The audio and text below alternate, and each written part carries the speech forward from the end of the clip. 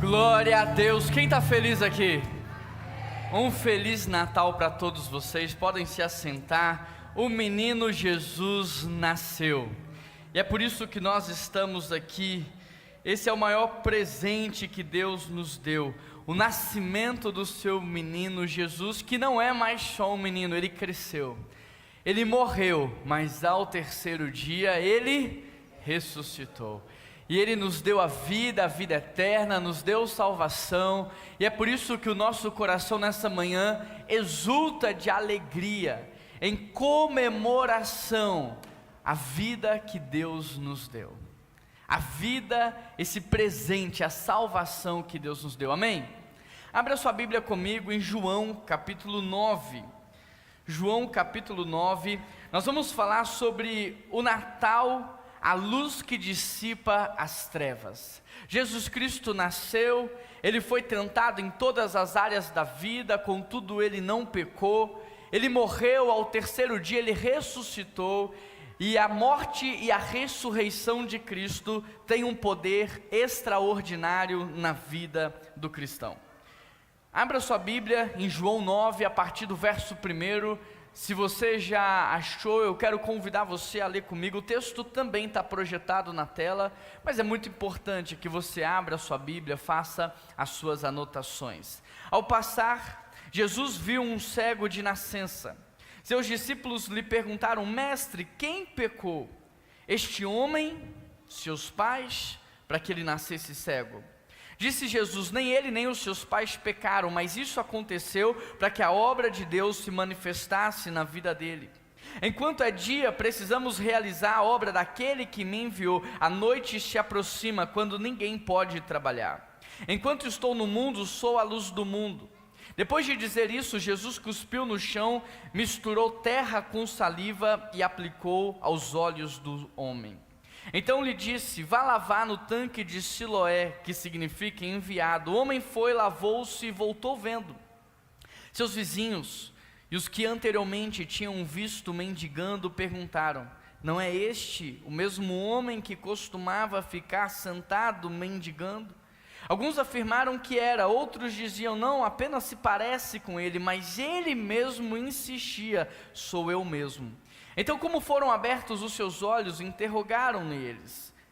Ele respondeu: um homem chamado Jesus misturou a terra com saliva, colocou nos meus olhos e disse que fosse lavar no tanque de Siloé. Eu fui, lavei e agora eu vejo. Imagine, querido, viver uma vida inteira na escuridão. Imagina viver uma vida inteira sem poder enxergar a realidade, sem ver a cor, sem ver os detalhes, sem ver as formas. Essa era a realidade deste cego de nascença.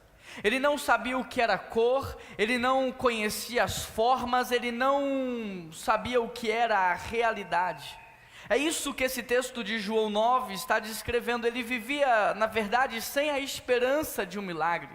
Afinal, ele estava ali há tantos e tantos anos sem ver, que ele havia se acostumado com aquela realidade, até que um dia Jesus o encontrou, até que um dia Jesus o enxergou, até que um dia ele teve um encontro com Cristo e a sua vida mudou para todo sempre. Eu creio que esse é o momento em que Jesus separou para você, para que ele pudesse te ver, para que ele pudesse ver a sua necessidade, para que ele pudesse observar aquilo que você precisa e para que ele pudesse manifestar uma cura sobre a sua vida. Eu não sei o que você está passando, nem o que você está sentindo. Eu sei que nós estamos na presença de um Jesus, que não é mais um menino. Aquele Jesus hoje, ele está sentado no trono, ele governa sobre tudo e todos, ele tem todo o poder e toda a autoridade nas suas mãos, e o seu nome carrega poder. E eu quero convidar você a fechar os seus olhos, para que esse encontro com Jesus nessa manhã possa trazer cura para a sua vida. Feche os seus olhos e apresente para Deus a sua necessidade. Coloque diante de Deus nesse momento a sua dor, a sua luta, a sua aflição. Não importa se é uma doença física, Não importa se é uma doença emocional, se é uma doença espiritual. Não importa o quão impossível pareça ser, apenas diga: Jesus, eu estou aqui, diante de você. Como o Senhor curou esse cego, cura a minha vida. Deus, nós queremos pedir ao Senhor que fale ao nosso coração nessa manhã, Pai. Palavras de vida eterna. Ministra através desse texto uma palavra que não voltará vazia, mas cumprirá o seu propósito. Ministra através desse texto uma palavra que é viva e eficaz. Uma palavra que é lâmpada para os nossos pés, uma palavra que ilumina as nossas vidas, uma palavra que traga direção, norte. Eu peço ao Senhor, fala, Senhor, a cada pessoa que aqui está de modo sobrenatural. Ó Deus, nós te pedimos perdão pelos nossos pecados. Nós pedimos ao Senhor, humildemente, nos perdoe pelo que nós temos feito da vida. Que a sua graça e a sua misericórdia se renovem sobre nós. E que por causa da graça e da misericórdia nós sejamos alcançados mais uma vez e tratados na Tua presença, e que toda honra, toda glória seja dada ao Senhor, hoje e para todos sempre, em nome de Jesus, amém e amém. Quando eu olho para esse texto do cego de nascença, eu lembro da minha vida, eu penso em você. E quando eu olho para este texto aqui, eu trago muitos aprendizados práticos que vão nortear a nossa vida. E o primeiro deles, que tem que ficar claro para todo mundo, é: todo mundo é um cego de nascença. Todo mundo nasceu cego. Essa é a realidade do mundo espiritual. Isso não aconteceu agora, no seu nascimento, na década de 80, 60 ou 70, não. Isso é uma realidade desde que o homem pecou. Agora, o interessante é que Jesus, ele está em Jerusalém, e o texto diz que ele viu este homem. Jesus, ele está vendo você, estando cego ou não. Jesus está vendo você, estando com o coração petrificado ou não, com o coração endurecido ou não. Jesus, ele vê você aonde você está. Aqui nessa igreja, dentro do seu quarto, aonde você trabalha, não importa, Jesus, ele vê você. Agora, na vida tem pessoas que são cegas fisicamente, mas na vida há pessoas que estão cegas espiritualmente. E muito pior do que alguém que não pode ver a cor, é alguém que não consegue enxergar o mundo espiritual. Muito pior do que alguém que não pode enxergar as coisas terrenas, é alguém que não consegue enxergar a vida eterna. E a grande verdade é que todos nós nascemos cegos de maneira espiritual. E a nossa cegueira começou lá no jardim do Éden, quando a serpente chegou com o fruto e disse: comam e os seus olhos se abrirão. Mas eles não eram cegos para que os seus olhos se abrissem. A serpente não estava falando de um tipo de olhar ou um tipo de visão física, não, ela está falando de algo espiritual. A serpente estava falando de algo que eles não tinham entendimento ainda. Entenda uma coisa, Adão e Eva, eles enxergavam o mundo espiritual, mas enxergavam também o mundo material. Eles viam as árvores, eles viam os animais, mas eles também se encontravam com Deus todo ao entardecer. Mas tinha uma coisa que Adão e Eva nunca tinham visto: eles não tinham contemplado o mal. E a serpente, quando diz: comam do fruto e os seus olhos se abrirão e vocês serão como Deus, conhecedores do bem e do mal, era sobre isso que ela estava falando. Ela deu ênfase em ser como Deus, mas nas letras miúdas o que mudaria era: vocês conhecerão o mal. Ela deu ênfase: coma do fruto e vocês serão como Deus. Mas a única coisa que eles ainda não tinham visto, não tinham experimentado, não tinham vivenciado era a presença do mal. É como aquela promoção que você recebe no seu emprego. Nas letras garrafais, nas letras maiúsculas, estão escrito promoção, salário maior, mas nas letras miúdas, mais responsabilidade, mais cobrança, mais entrega.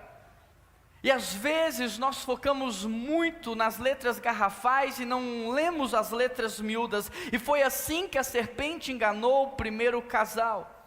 A vida mudou porque mudou a maneira de olhar. A vida mudou porque a maneira de enxergar agora é uma maneira corrompida pelo pecado. O homem olhou para a mulher e ele teve vergonha. A mulher olhou para o homem e sentiu vergonha. Eles se olharam e sentiram culpa. Eles se olharam e começaram a terceirizar a responsabilidade, agora culpando um ao outro. Eles olharam para Deus e eles sentiram medo. A vida mudou porque a maneira de olhar mudou, porque agora o olhar é corrompido pelo pecado, o olhar é corrompido pelo mal.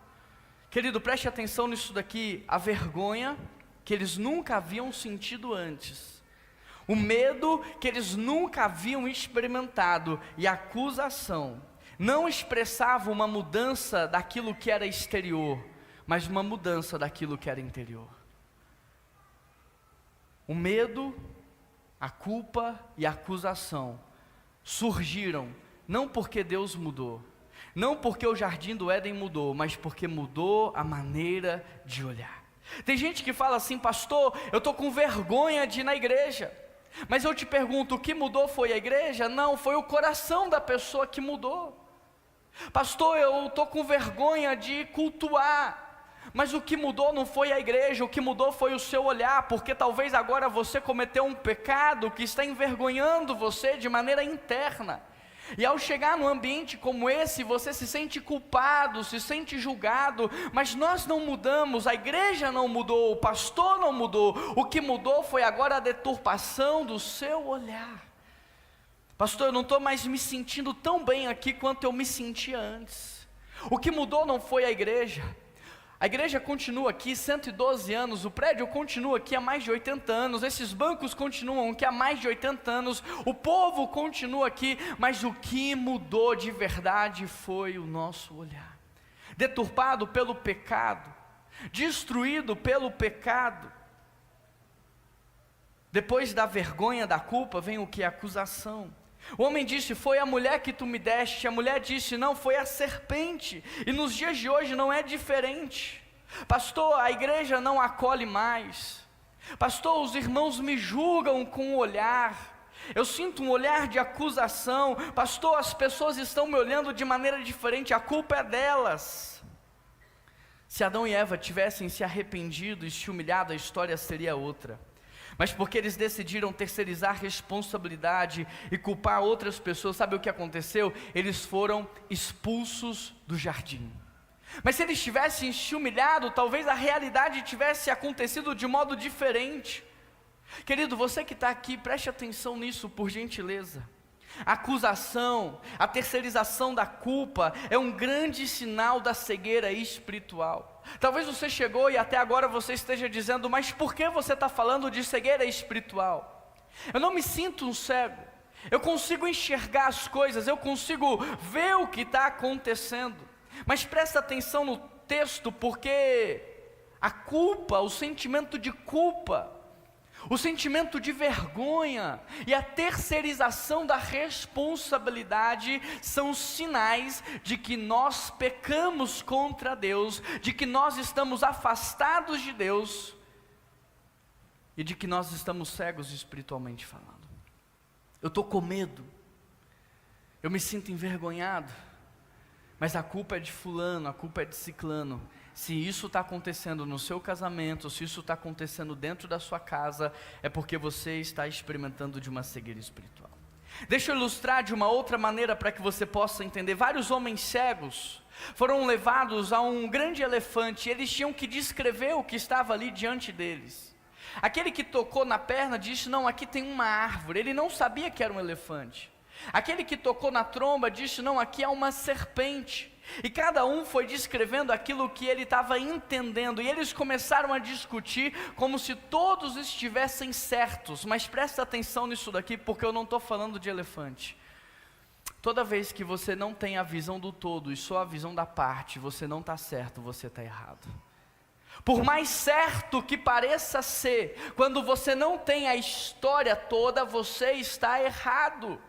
E eles estavam ali discutindo sobre: não, eu estou certo, não, sou eu que estou certo. Mas cada um deles tinha apenas uma parte da história. Muitas vezes nós somos como estes homens, ouvimos só um lado da história e tomamos partido. Muitas vezes nós somos como estes homens. Por causa do nosso algoritmo, nós recebemos apenas um tipo de notícia e tomamos partido. Mas quem não tem a visão do todo, quem não enxerga de modo espiritual, a verdade é que está cego. Você já ouviu falar, por exemplo, em ponto cego? Quando você olha no retrovisor do carro, você vai fazer uma conversão à direita ou à esquerda, mas você bate o olho no retrovisor, não tem nada lá, e quando você vira o carro, tinha uma moto. Será que eu e você não estamos vivendo assim, com um ponto cego nas nossas vidas? Será que eu e você não estamos vivendo assim, com um ponto cego, fazendo conversões sem enxergar o que está acontecendo, ferindo, machucando com as nossas decisões, porque nós não temos a visão do todo? Pois bem, todos nós nascemos cegos espiritualmente, mas Jesus está aqui, e Ele está aqui para te curar. A cegueira espiritual é uma das piores coisas que podem acontecer, porque você acha que está na direção certa, você acha que está no caminho certo, você acha que está tomando as decisões certas, mas você só consegue perceber quando está no fundo do poço. Mas Jesus está aqui para não permitir que você caia. Jesus está aqui para trazer cura sobre a sua vida. E a segunda coisa então que eu aprendo nesse texto é que a cegueira, ela gera mendicância. Esse homem, olha o que diz o verso 8, não era aquele que costumava ficar mendigando pão? Toda vez que você experimentar da cegueira espiritual, você vai ser levado a uma vida de miséria. Toda vez que você estiver cego espiritualmente, você vai ser levado a mendigar, a querer comer as migalhas, sabe? Eu vejo isso na Bíblia como um todo.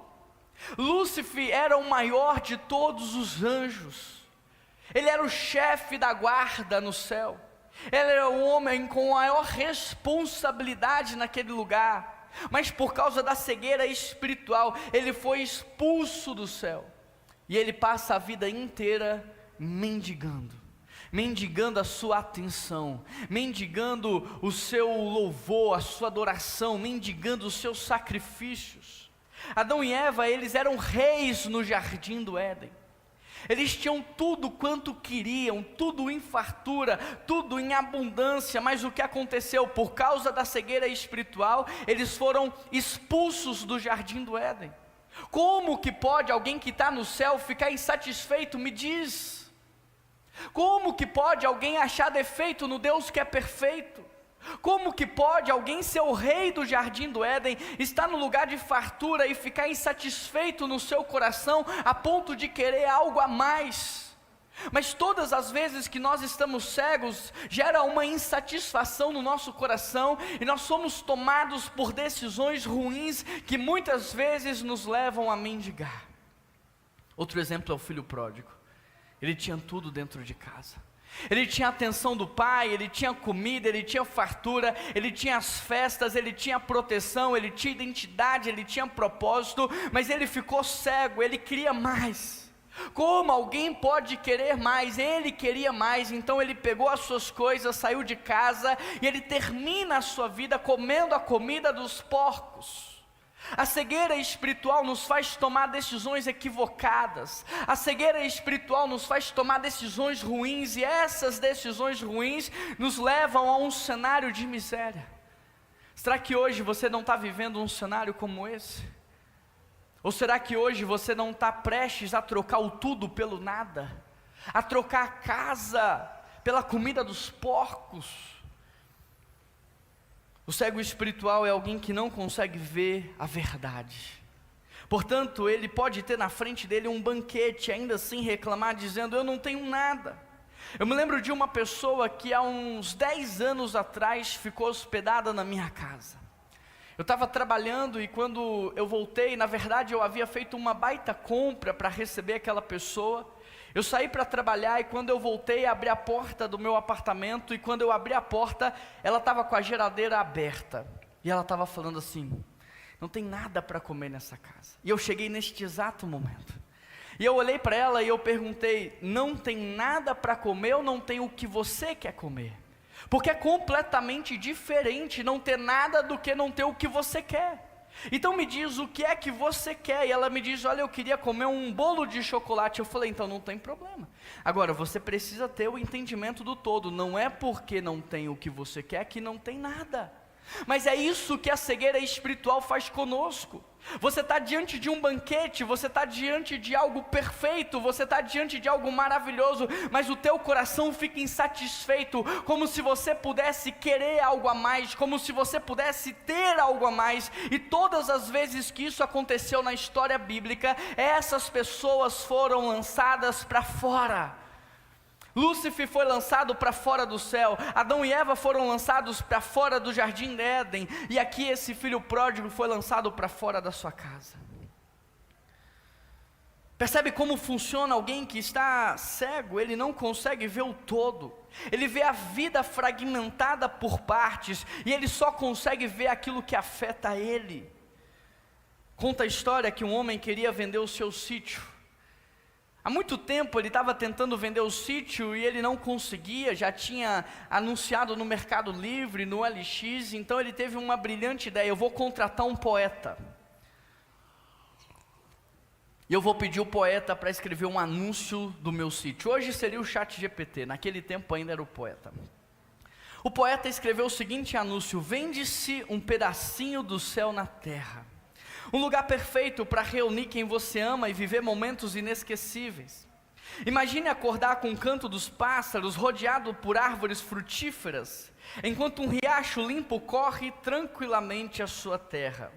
Aqui você pode receber seus filhos noras de braços abertos, enquanto os netos correm e brincam pelo quintal, criando histórias que serão contadas às próximas gerações. É o cenário perfeito para risadas, abraços e aquelas conversas ao entardecer que aquecem o coração. A casa cheia de simplicidade e charme é palco de grandes encontros, jantares familiares e memórias que jamais serão apagadas. É mais do que um sítio, é um lugar onde os melhores momentos da vida são vividos. Meses depois do poeta ter escrito, ele chega para o rapaz e diz: e aí, você vendeu o sítio? Ele diz: como que eu ia vender depois daquilo que você escreveu? Eu nunca mais vou vender esse sítio de novo. Presta atenção aqui. Só conseguimos enxergar o que possuímos quando muitas vezes pegamos emprestado os olhos de quem não está cego. Só valorizamos aquilo que temos quando muitas vezes nós olhamos para aquilo que temos do olhar de quem não está cego de maneira espiritual. Em primeiro lugar, todos nós nascemos cegos de nascença por causa do pecado. Todos nós nascemos com uma cegueira espiritual. Em segundo lugar, se não experimentarmos essa cura, nós iremos ou levaremos a nossa vida para um lugar de mendigância, um lugar de miséria, onde nós comeremos as migalhas que serão servidas. Em terceiro lugar, existe um tempo de oportunidade para que você seja curado. O verso 4 diz: enquanto é dia, precisamos realizar a obra daquele que me enviou, porque a noite se aproxima quando ninguém pode trabalhar. Enquanto estou no mundo, eu sou a luz do mundo. Querido, há um tempo de oportunidade. E o tempo de oportunidade é quando o Kairos encontra o Cronos. O tempo de oportunidade é enquanto é dia, porque o texto diz que chegará um momento em que não haverá mais oportunidade para salvação, para cura, para libertação. Depois que Jesus Cristo vir buscar os seus, não haverá mais chance para ninguém. Depois que você fechar os seus olhos para essa vida na terra, não haverá mais chance para você. O tempo de oportunidade se chama hoje.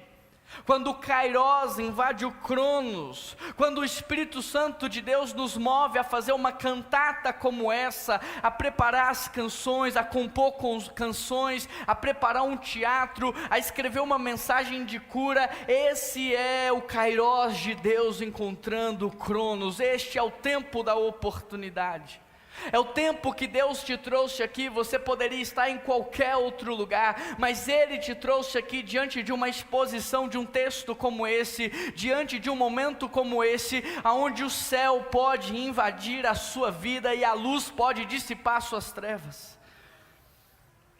Agora, não basta saber de tudo isso, você precisa aproveitar essa oportunidade. Foi isso que fez a mulher com fluxo de sangue. Ela poderia ter ficado ali se vitimizando, olhando Cristo passar, mas ela disse: não, esse é o Kairos invadindo o Cronos, este é o meu tempo da oportunidade. Eu não sei se eu verei Cristo passar por essas ruas outra vez, então mesmo que eu seja humilhada, mesmo que eu corra todos os riscos, eu vou até Ele, eu vou tocar no manto das suas vestes. Não basta saber que esse é um tempo de cura para você. Não basta saber que Deus deseja te libertar, não basta saber que Deus deseja salvar a sua vida, você precisa se agarrar a essa grande oportunidade que Deus te dá nessa manhã. Foi isso que fez Jairo quando ele ficou sabendo que Jesus estava por perto. Mesmo correndo o risco de colocar a sua reputação em crise, ele vai até Jesus. Foi isso que fez o paralítico. Eu vou descer do telhado, eu posso cair, eu posso morrer, mas eu só não posso perder a oportunidade de ter um encontro com Jesus, o único que pode mudar a minha vida. Foi isso que fez esse cego. Não basta saber que você está dentro de uma igreja, não basta saber que você está diante do único e verdadeiro Deus, não basta saber que o nome dele é Cristo, não basta, você precisa se agarrar. Talvez essa seja a única oportunidade que você terá. Nós não conhecemos o dia do amanhã. Talvez essa seja a grande oportunidade da sua vida. Sabe quando é que você deve fazer um check-up? Enquanto é tempo. Sabe quando é que você deve mudar a sua alimentação? Enquanto é tempo. Sabe qual é a melhor hora para pedir perdão? O agora, o presente. Sabe qual é o melhor momento para você desfrutar de uma boa amizade, de uma boa conversa? Agora. Sabe qual é o melhor momento para você aceitar Jesus Cristo como único Senhor e Salvador da sua vida? Neste minuto, porque a gente nem sabe se daqui 10 minutos estaremos respirando ou não. Esse é o Kairos do Senhor, invadindo o nosso Cronos. O Cronos são os segundos, os minutos, as horas, os dias e os anos. E o Kairos é a vontade do Senhor. E essa é a vontade do Senhor, de manifestar a luz sobre a sua vida. Agora, para viver tudo isso, em quarto lugar, você precisa ter humildade. Olha o que diz o verso 6. Depois de dizer isso, Jesus fez o que, crianças? Ele cuspiu no chão, misturou com terra e aplicou aos olhos daquele homem. Então lhe disse: vá lavar no tanque de Siloé. O homem foi, lavou-se e voltou vendo. Percebe? Mais do que saber que Jesus quer libertar você, que Jesus quer curar você, que Jesus quer salvar a sua vida, que Ele quer te dar a vida eterna, você precisa ter humildade. Tem muitas pessoas que domingo após domingo querem, só não tem humildade. Pastor, eu quero, mas eu tenho vergonha de levantar a mão. É o orgulho gritando mais alto. Eu não posso me expor. O que as pessoas vão pensar de mim? O que a minha família vai pensar de mim se eu levantar a minha mão? Qual é a expectativa que o meu cônjuge vai gerar se eu levantar a minha mão? Não basta saber, saber não vai mudar a sua vida. Jesus chegou para Nicodemos e disse assim: olha, saber que você crê em mim, ou dizer que você crê em mim, não é suficiente para você entrar no meu reino. Necessário vos é o que? Nascer de novo. Você precisa se agarrar a essa oportunidade que Jesus está te dando, mas você precisa fazer isso com muita humildade no seu coração. Imagine você aqui nesse texto. Você precisa ter humildade, sabe por quê? Para reconhecer que você está cego. Pastor, eu estou cego, eu fiz uma loucura e eu preciso da sua ajuda para corrigir o meu erro. Pastor, eu estou cego, eu não consigo entender o que está acontecendo na minha vida e eu preciso de ajuda para corrigir o meu erro. Pastor, a minha família hoje, muito obrigado meu amigo. Pastor, a minha família hoje está pagando o preço de decisões ruins que eu tomei e eu preciso da sua ajuda. Eu preciso da ajuda da igreja, eu preciso que Jesus toque na minha vida porque eu estava cego.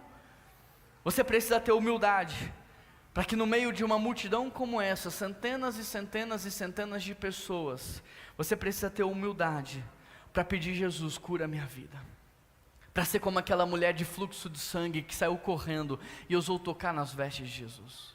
Humildade para ser como Zaqueu, que subiu numa árvore.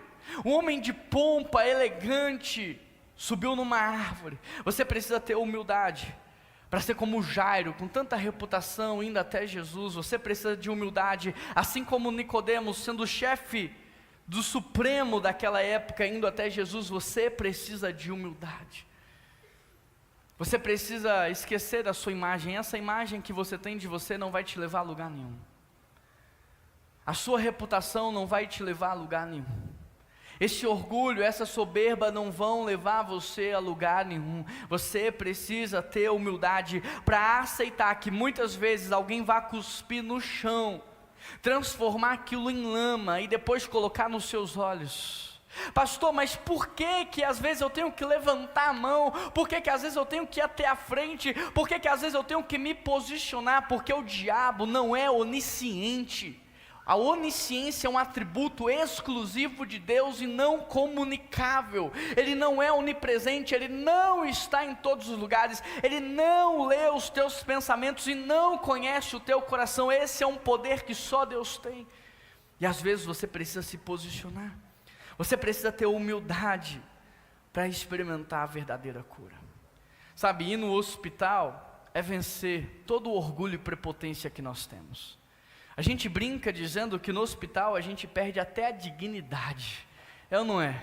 Coloca aquela roupa que eu não sei por que atrás não tem nada, eu não entendo aquilo. É só para humilhar a gente, é só para tirar a nossa dignidade. Para você ir para o hospital e aí você deita numa maca e todo mundo faz o que quer com você. Você precisa ter humildade. Se até para cura física nós precisamos de humildade, imagina para curas espirituais. Não basta você reconhecer que está cego, não basta saber que Jesus quer curar você, não basta saber que Ele vai fazer isso nessa manhã com algumas pessoas, você precisa ter coragem para se humilhar. A quinta e a última coisa que eu aprendo aqui nesse texto é que a sua vida começa no dia da sua cura. O cego, ele acha que ele vê a vida, mas só quando ele é curado que ele descobre as cores. O cego, espiritualmente falando, ele acha que está desfrutando, mas só quando ele é curado que ele entende que ele estava apenas sobrevivendo e não vivendo de verdade. Seus vizinhos e os que anteriormente tinham visto ele mendigando perguntaram: não é esse o mesmo homem que costumava ficar sentado mendigando pão? Alguns afirmaram que era ele, outros diziam: não, parece com ele, mas ele mesmo dizia: sou eu mesmo.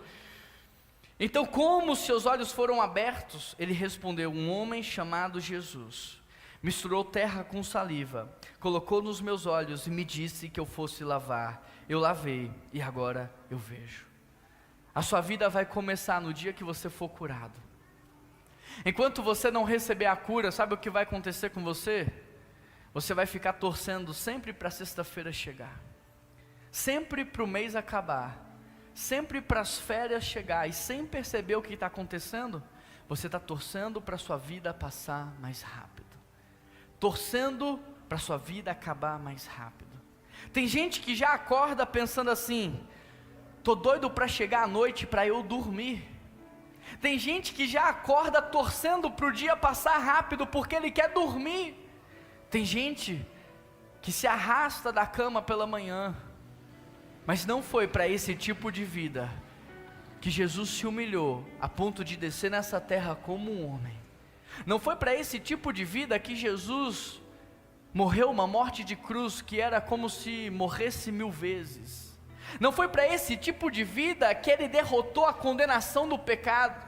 Sabe, a teologia diz que nós podemos viver o já e o ainda não. Tudo aquilo que você está imaginando que você vai viver no céu, você pode começar a viver no dia da sua salvação. Você pode começar a desfrutar no dia que você toma a decisão por Cristo. É óbvio que não vai ser como vai ser no dia da salvação, da redenção, aonde Cristo levará a igreja, mas já começa a ser no dia em que você toma a decisão por Cristo, aonde cada segundo do seu dia agora é valioso, cada minuto da sua hora, cada dia da sua semana tem um valor especial. Se eu perguntasse para você, o que você preferiria nessa manhã? R$1 milhão e não acordar amanhã, ou nenhum centavo e acordar amanhã, o que você escolheria? Então por que a gente ainda acorda triste?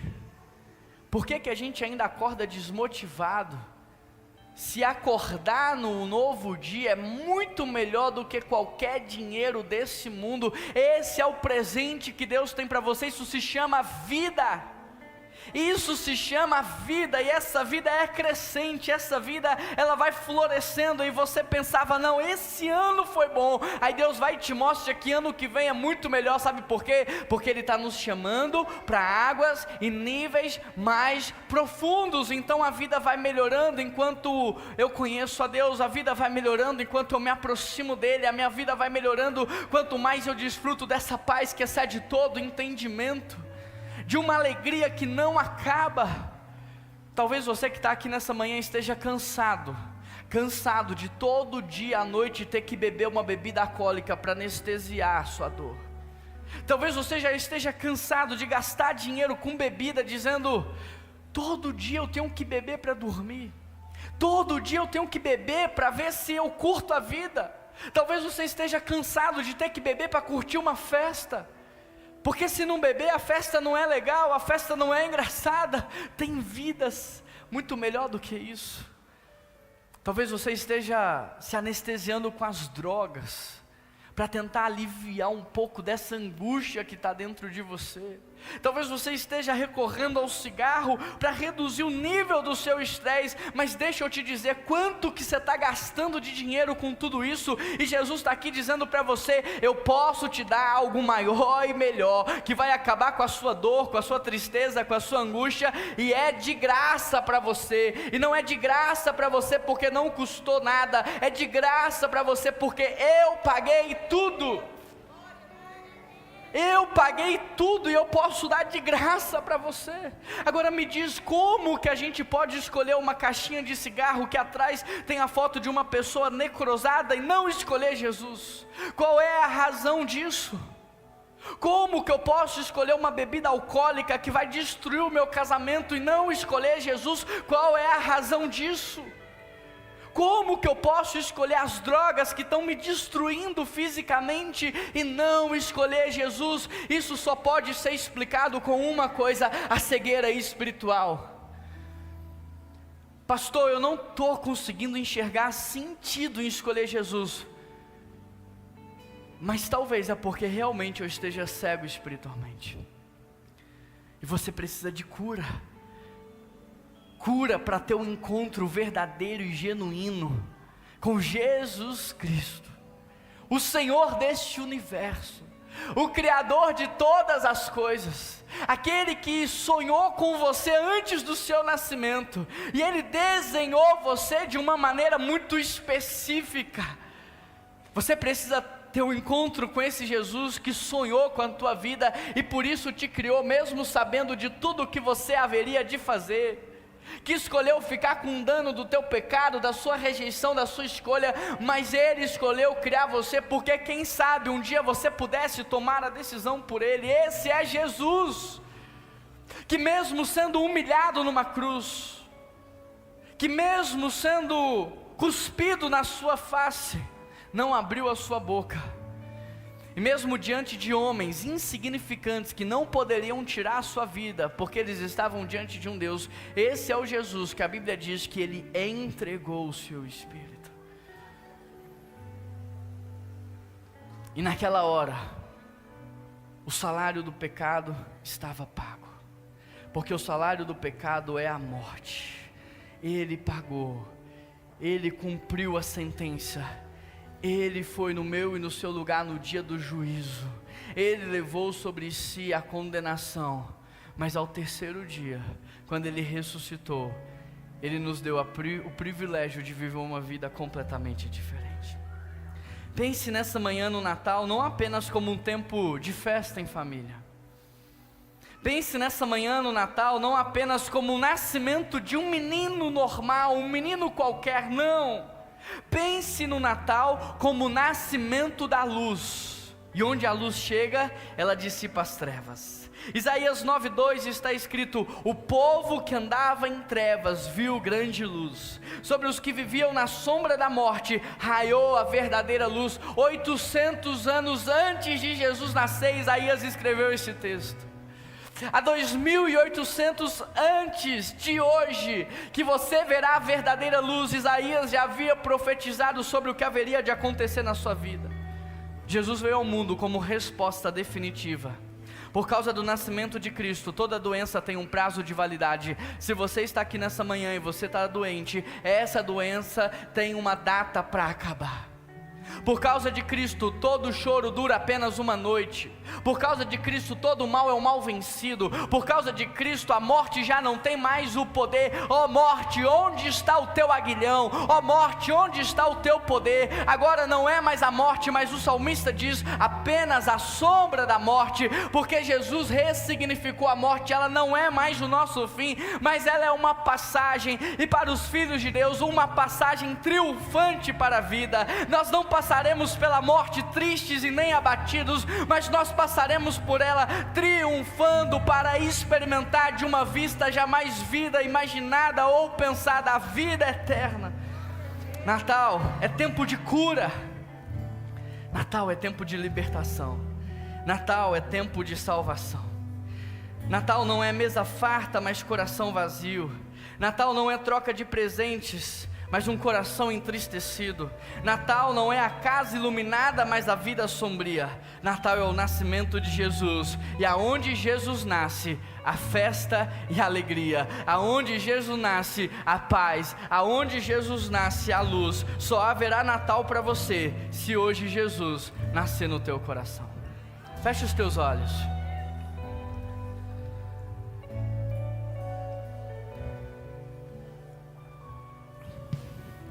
Deus tem para você nessa manhã um grande presente. Um presente que você jamais imaginou ganhar em toda a sua vida. Eu sei que às vezes vai chegando a época do nosso aniversário e a gente começa a imaginar o que a gente vai ganhar. Mas esse presente aqui vai te surpreender. Ele pode até vir numa embalagem que você já sabe, mas o que tem dentro dessa embalagem vai mudar a sua vida para todo sempre. Talvez você já tenha ouvido vários apelos, escutado vários apelos. Essa é a embalagem, o apelo, mas o presente é muito maior do que tudo que um dia você já experimentou. E se hoje você está aqui e você precisa de uma cura integral, uma cura do espírito, uma cura emocional e uma cura física, Jesus pode fazer isso por você. Você precisa ter fé. Aumenta a tua fé, como quem vai receber. Acredite em Deus, acredite em Cristo, deposite nele a tua confiança. Se hoje você está aqui, você precisa de libertação, seja da imoralidade sexual, seja das drogas, seja da bebida, seja de qualquer coisa que esteja escravizando você. Essas correntes não são maiores do que o poder do nosso Deus. Você também pode ser liberto nessa manhã. Aumente a sua fé. Comece a imaginar você saindo daqui nessa manhã liberto, curado. Mas se você ainda não conhece a Jesus Cristo, de ter um encontro com Ele, se você ainda não conseguiu enxergar Jesus, se você ainda não conseguiu receber Ele no seu coração, esse convite também é para você, para que Jesus entre na sua vida e tire a dor, e tire a angústia, e tire a tristeza. Pastor, eu não acredito. Se você não acredita, basta abrir o seu coração e você vai experimentar. Eu não estou te prometendo algo que Deus não pode cumprir, eu estou te prometendo algo que o Espírito Santo faz. Ele dá paz, Ele dá alegria. Se você está triste, angustiado, abatido, é só abrir o seu coração e você vai ver que eu estou falando a verdade para você nessa manhã. Se tem alguém aqui nessa manhã que ainda não entregou a vida para Jesus, mas hoje deseja entregar, eu queria convidar você a ficar de pé no seu lugar. Eu quero orar pela sua vida. Não tenha medo, não tenha vergonha. Você está prestes a receber o maior e o melhor presente de todos até hoje. Fica de pé aí onde você está, eu quero orar por você. Amém, glória a Deus. Há mais alguém que quer entregar a vida para Jesus? Glória a Deus, aleluia. Há mais alguém que quer entregar a vida para Jesus? Glória a Deus lá em cima, aleluia pela sua vida. Há mais alguém? Fica de pé, não senta ainda não. Tem alguém aqui que conhece a Deus, conhece a palavra, mas está afastado do Senhor e hoje deseja ser curado da cegueira, voltar para perto de casa, voltar para o braço do Pai? Fica de pé se você quer se reconciliar com Jesus. Amém, glória a Deus, louvado seja o Senhor Jesus. Há mais alguém que quer se reconciliar com Jesus? Glória a Deus. Há mais alguém que quer se reconciliar com Jesus? Esse convite é para você, glória a Deus. Esse convite é para sua casa, para sua família, para um tempo novo do Senhor. Agora o meu convite é para quem precisa experimentar de uma cura nessa manhã. Seja uma cura de uma doença física ou uma cura de uma doença emocional. Se você deseja experimentar a cura, fica de pé onde você está também, eu quero orar por você. Glória a Deus. Aleluia, glória a Deus, glória a Deus, glória a Deus, glória a Deus, glória a Deus, glória a Deus. Se em algum momento você ficou de pé, ou porque você queria aceitar Jesus, ou se reconciliar com Jesus, ou mesmo uma cura, permaneça de pé. Pai, eu quero colocar diante do Senhor essas pessoas que estão se humilhando na Tua presença. Assim como aquele cego aceitou o cuspe, aceitou a lama para ser curado, essas pessoas estão se humilhando, Pai, se colocando de pé, tomando uma decisão diante do Senhor. E eu peço ao Senhor que manifeste sobre todas elas o sobrenatural, manifesta sobre todas elas o Espírito Santo do Senhor, que passa, Deus, quebrando todo o coração que está entristecido, o coração que está, Deus, amargurado, todo o coração que está duro, o Espírito Santo que quebra a nossa cegueira espiritual. Espírito Santo, age no nosso meio nessa manhã de forma sobrenatural, trazendo cura para quem está enfermo, trazendo renovo para quem está cansado. Mas Deus, eu tenho um pedido especial para o Senhor. Eu peço ao Senhor por aqueles que ainda não te conhecem, estão tomando a decisão de te aceitar como único e suficiente Salvador da vida deles.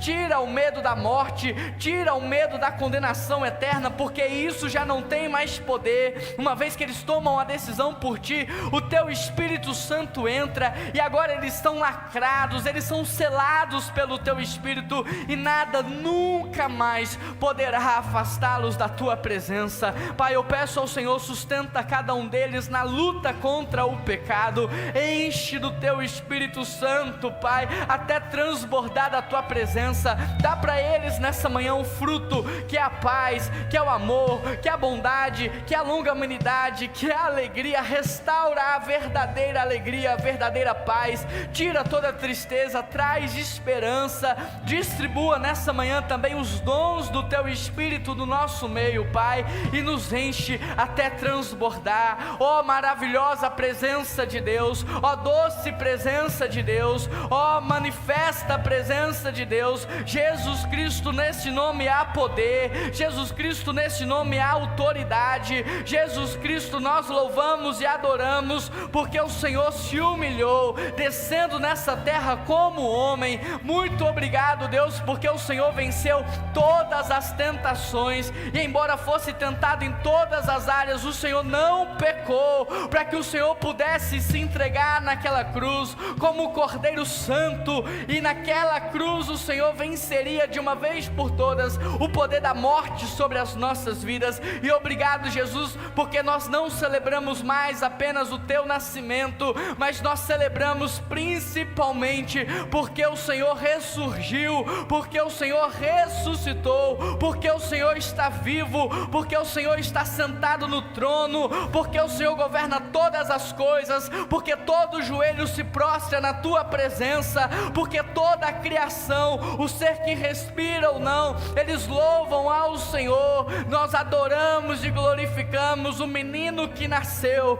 mas ao terceiro dia ressuscitou, o menino que cresceu e se tornou o nosso Senhor e Salvador, e agora está no céu preparando as nossas moradas, e nós já conseguimos sentir o dia do encontro está mais perto do que nunca. O Senhor já está voltando para buscar a sua igreja, e nós somos a sua igreja, nós somos a sua família, nós somos o seu povo. Então, Pai, receba nessa manhã todo o nosso louvor e toda a nossa adoração. Jesus é o teu nome.